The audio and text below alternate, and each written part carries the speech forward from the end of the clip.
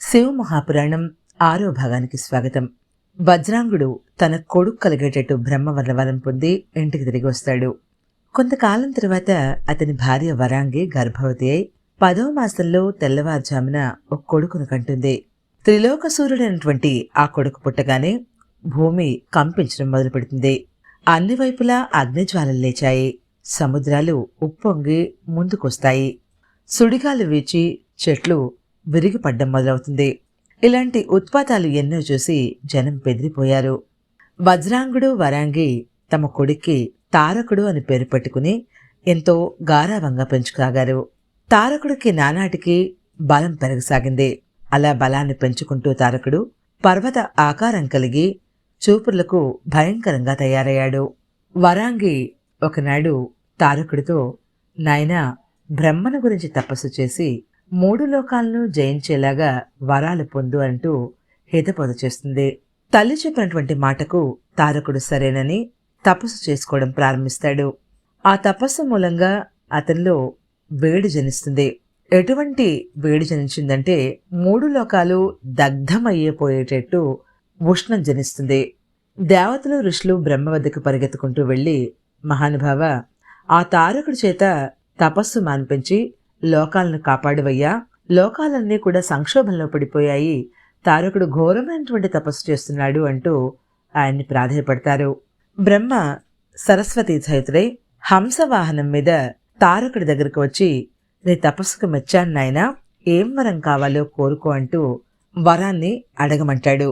తారకుడు పరమానందంతో బ్రహ్మకు నమస్కారం చేసి, బ్రహ్మదేవ, నువ్వు వరాలిస్తాననగానే నా తపస్సు ఫలించింది. చాలా ఆనందంగా ఉంది నాకు. నేను 3 లోకాలను జయించేటువంటి శక్తిని నాకు ప్రసాదించు. శివుడి యొక్క వీర్యాన పుట్టినవాడి వల్ల తప్ప అన్యుల వల్ల నాకు మరణం సంభవించకూడదు. అటువంటి వరాన్ని నాకు ప్రసాదించు.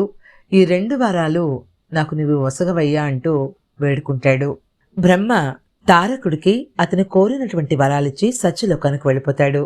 వరగర్వంతో తారకుడు తన రాజధాని అయినటువంటి శోణిత పట్టణానికి తిరిగి వచ్చి తాను పొందినటువంటి వరాలను గురించి తల్లికి, రాక్షసుల గురువైనటువంటి శుక్రాచార్యుడికి చెప్పి మంచి ముహూర్తం నిర్ణయించమని కోరతాడు. తారకుడు లోకాల మీద దాడికి బయలుదేరడానికి శుక్రాచార్యుల వారు మంచి ముహూర్తం పెడతారు. తారకుడు ఆ ముహూర్తానికి చతురంగ బలాలతో స్వర్గం మీద యుద్ధానికి వెళ్లి దేవతల్ని జయిస్తాడు. ఇంద్రుడు ఓడిపోయి కానుకలు ఇవ్వగా వాటన్నిటినీ పుచ్చుకుని ఇంద్రుడి యొక్క సింహాసనాన్ని కూడా స్వాధీనపరుచుకుని తారకుడు వరుణుడి మీద యుద్ధానికి వెళ్తాడు. వరుణుడు రథాస్వాలను కానుకగా ఇవ్వగా ఆనందించి వాటిని పుచ్చుకుని మళ్లీ యమపురికి వెళ్తాడు. యముడి మీద దండయాత్ర చేసి దిక్కులను ఓడిస్తాడు.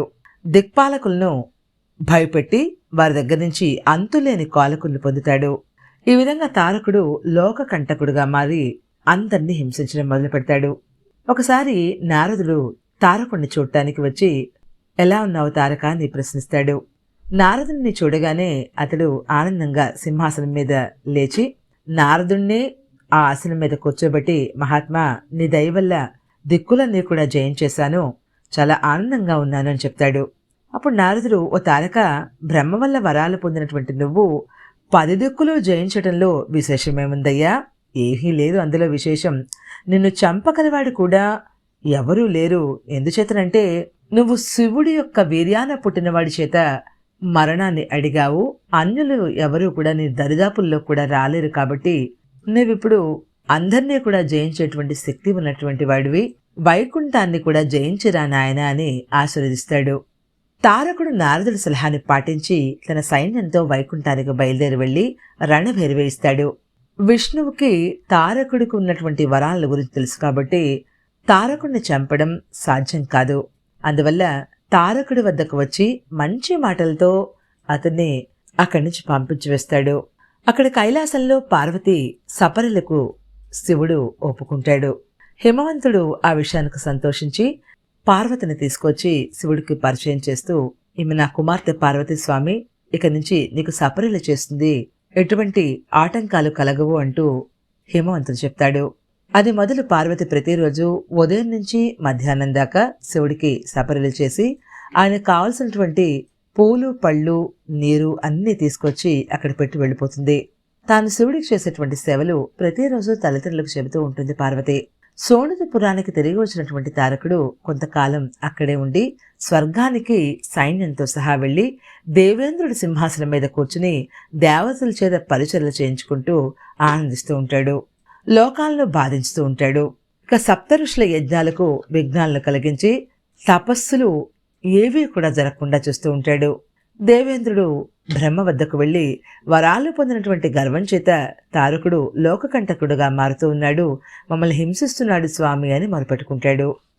బ్రహ్మ మళ్ళీ తారకుడు వద్దకు వెళ్లి, ఓ తారక, 3 లోకాలను జయించేసావు కదా నాయనా, ఇక ఈ సోనితపురం నుంచే నీవు లోకాలను పాలిస్తూ ఉండు, స్వర్గాన్ని మాత్రం దేవేంద్రుడికి ఉండని నాయనా, దేవతలకు నీకు మధ్య విరోధం దేనికి అంటూ హితవాక్యాలు పలుకుతాడు.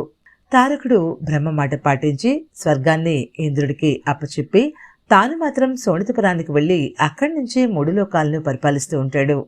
తారకుడు ఎల్లవెళ్లలా ఈశ్వర ఆరాధన చేస్తూ సుఖంగా కాలం గడుపుతూ ఉంటాడు. ఇంద్రుడు స్వర్గాన్ని తిరిగి పొంది కూడా ఆనందంగా ఉండలేకపోతాడు. మరొకడి అధికారం కింద పాలన చేయవలసి వచ్చినందుకు చాలా బాధపడుతూ దేవతల గురువైనటువంటి బృహస్పతిని పిలిపించి, ఓ గురుదేవా, నేను తారకుడి కింద సేవకుడిగా ఉండటం చాలా అవమానకరంగా ఉందయ్యా. ఇలాంటి అవమానంతో బతికే కన్నా చావు మేలు. దీనికి విరుగుడు తారకుడి చావు మాత్రమే. ఆ తారకుడు చచ్చే మార్గం ఏదైనా ఉంటే ఆలోచించి చెప్పు అంటూ గురువుతో మొరపెట్టుకుంటాడు. మనం బ్రహ్మని ఆలోచన అడగటం మంచిది. తారకుడి విజృంభణకు కారకుడు ఆయనే కదా. వరాలను ఇష్టం వచ్చినట్టు ఇచ్చేసి మనందరికీ కూడా ఇలాంటి తంటలు తెచ్చాడు. కాబట్టి ఈ విషయాలన్నీ కూడా బ్రహ్మతో చర్చిద్దామంటాడు బృహస్పతి. అందరూ కలిసి బ్రహ్మ వద్దకు వెళ్తారు. తారకుడు చచ్చే ఉపాయం చెప్పమని ఆయన్ని అడుగుతారు. శివుడి వీర్యాన పుట్టినటువంటి వాడి చేతిలో తప్ప తారకుడికి చావులేదు. అలా వరం ఉన్నది కాబట్టి సతీదేవి మరణంతో విరాగి అయినటువంటి శివుడు కైలాస పర్వతం మీద తపస్సు చేసుకుంటూ ఉంటున్నాడు. ఆ సతీదేవి హిమవంతుల కుమార్తె అయినటువంటి పార్వతి శివుడికి సపరలు చేస్తోంది. ఆమె తన మనస్సులో శివుణ్ణి భర్తగా కోరుకుంటూ కూడా ఉన్నది. మీరందరూ ఎలాగైనా శివుడికి పార్వతి మీద మోహాన్ని కలిగేటట్టు చేస్తే, వారికి వివాహం జరిపించగలిగితే శివపార్వతులకు పుట్టేటువంటి కొడుకు తారకుణ్ణి చంపుతాడు అంటూ బ్రహ్మ దేవతలకు ఉపదేశం చేస్తాడు. Please like, share and subscribe my channel Chaganti Malathi.